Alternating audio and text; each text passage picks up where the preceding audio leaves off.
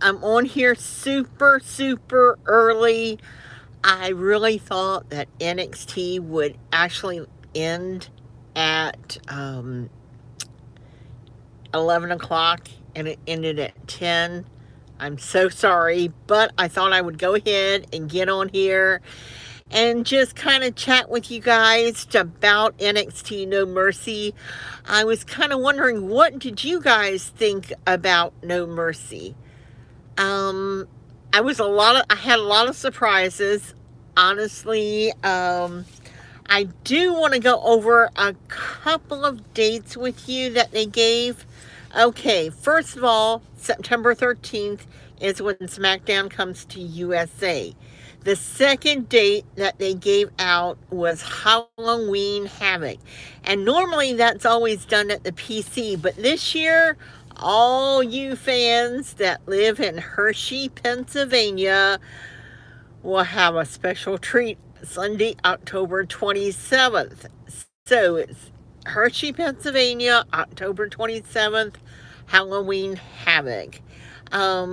Which is kind of funny because I believe Bad Blood is October 5th.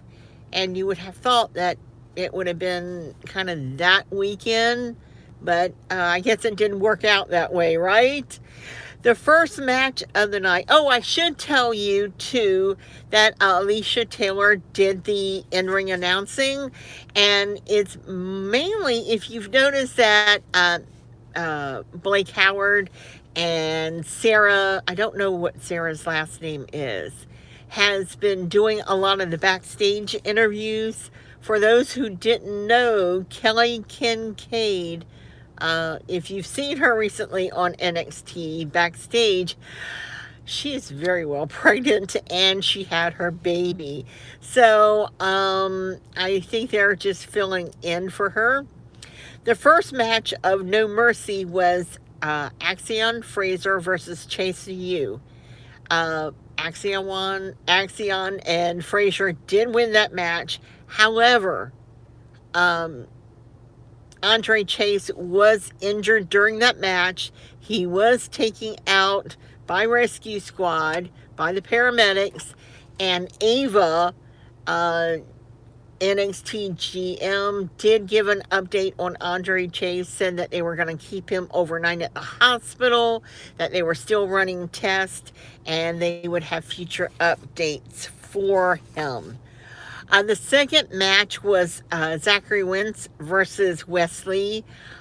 That was the one match that I personally was waiting for, simply because I've known Wesley and I just had the pleasure of meeting Zachary Wentz, and I thought that was probably the best one-to-one match, equally, and they gave it everything they got. Now, I will tell you, the one thing that kind of just threw me off is when Wesley he went and he went to put Wesley went to put Zachary on the announcing table, and he cleared it off, and he went to lift him up, and he didn't quite get him up. He kind of backed him up against the announce table, and the announce table just collapsed. And I thought, what the heck is that all about? Very surprised about that. Secondly, I was surprised that it went as long as it did. I mean, Zachary really gave it to win, especially, Zachary really gave it to Wesley. He hit him a lot of times with those backbreaker moves. And of course, Wes gave it right back to him. But Zachary won, and Trey Miguel was there. And I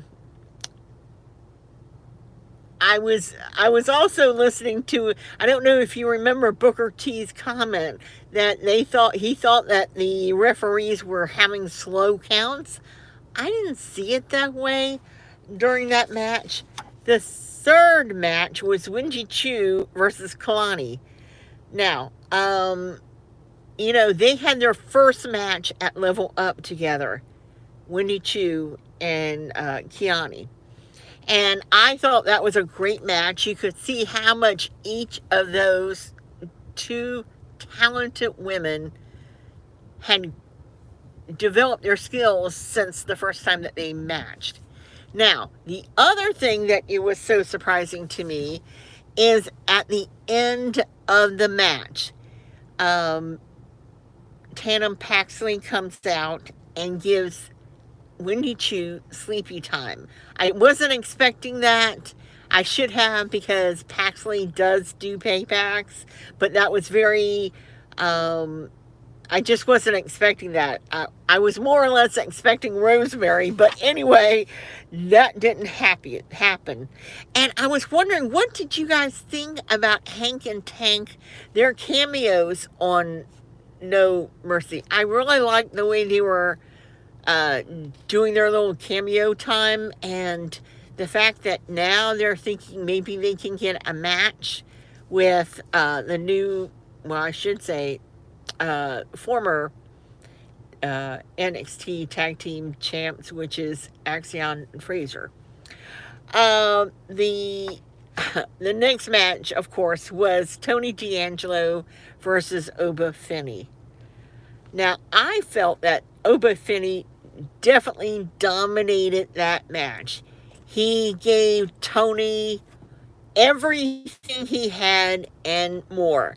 Tony, I was so shocked when Tony D'Angelo picked up Oba Femi and lifted him. I was like, what? I never in a million years expected that. He pretty much dominated that, and of course, Stax and Luca and Rizzo kind of tried to cheer Tony on, but in the end, of course, Oba Femi won. Now, Roxanne versus Jada Parker. Now, did anyone get the throwback that Roxanne Perez's gear, her in-ring gear, was kind of like homage to DX? Because I did. I really thought that it was like paying homage to DX, because it was the very, very similar to that. I was very surprised. I really expected Jada Parker to win. And had it not happened, she probably would have won.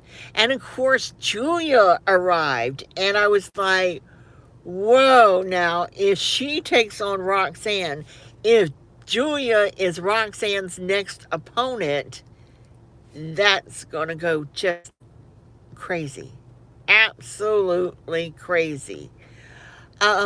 We had the last match was Trick Williams, special guest referee, against Joe Henry and Ethan Page. I really thought the way the crowd was shouting and was so happy to see Joe Henry that it would be just an easy win for him. Just an easy win. And unfortunately, Ethan Page did a low blow with the ref for not seeing it, and he lost to Ethan Page. So Ethan Page didn't regain its title, he kept its title. And then, of course, as Trick Williams is getting out of the ring, who comes in to attack him? None other than Pete Dunne. And I was very shocked. Of course, last week's NXT, even though that show was taped, Pete Dunne, there was a cameo there at the very end. And he said, let's hope that Trick Williams makes it until next week. So that should have gave us some idea that Pete Dunne was going to do something to Trick Williams in order. I will tell you that some of the matches, which is going to be very good this coming Tuesday, they're going to have Gallus and Hank and Tank versus the Rascals. And the other match that they've gave notice to is Pete Dunne versus Trick Williams, which I think, wow, Pete Dunne, he is just such a technical wrestler, and but yet Trick Williams has got a huge height difference over Pete Dunne.